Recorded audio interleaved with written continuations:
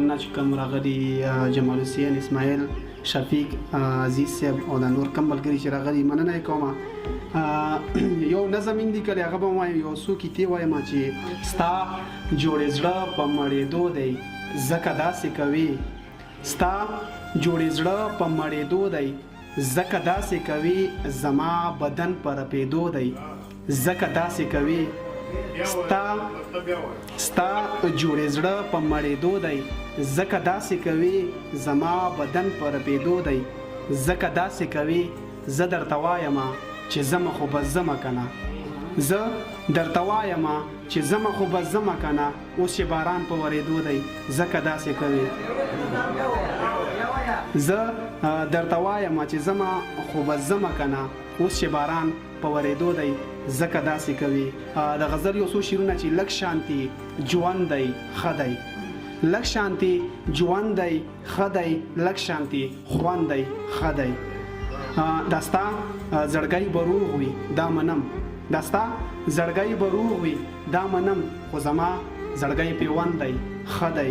او دا ستا نظر لږه ټوپک دی، دا ستا نظر لږه ټوپک دی، زما ځیګر ورته څرګند دی ښه دی.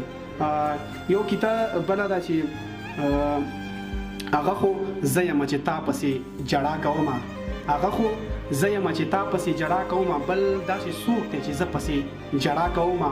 او پښتني پیغلې په سلګو سلګو کې ویل، پښتني پیغلې په سلګو سلګو کې ویل، بابا مې مړ دی په بابا پسې جړا کوم. پښتني پیغلې په سلګو سلګو کې ویل، بابا مې مړ دی په بابا پسې جړا کوم. آزاد نظم دی، بالکل آزاد مې لیکلی دی، هر څه مې پکې چیړی دی. نو رمایت کې ډېر زیات دی، نو بخښنه به غواړم که داسې الفاظ پکې استعمال کړو. جمال صاحب عنوان یې زما کیسه، څه عجیبه کیسه ده، څه د غم کیسه ده. په هغه وخت کې چې زه کله نادان وم، په یو جینۍ مین شوم چې ډېره ښکلې وه لکه سپوږمۍ ځلېده، زړه مې قرار ونه کړو، ورته اظهار مې وکړو. یو ملاقات راغو چې ملاقات کې زه کله ولیدلم، هغې هم زړه قرار ونه کړو. په سترګو سترګو کې راته داسې ویل، دا زړه مې واخله، دا زړه مې واخله، دا زړه مې واخله. په سترګو سترګو کې راته داسې ویل، دا زړه مې واخله، دا زړه مې واخله، دا زړه مې واخله. د ملاقات نه پس سم لیونی ومه، سم سپېلنی ومه، زړه مې زخمي زخمي و، ځیګر مې ټوټې ټوټې و، د وخت سره سره مینه مو زیاته شوله. زړه مې زخمي زخمي و، ځیګر مې ټوټې ټوټې و، د وخت سره سره مینه مو زیاته شوله. قسم دی که یو ساعت به د هغې نه بغیر په ما تېرېدلو، قسم دی که یو ساعت به زما د هغې نه بغیر تېرېدلو. خو حقیقت دا و، حقیقت څه بل رنګ و چې هغه د بل په نوم وه، ما ته څه پته نه وه.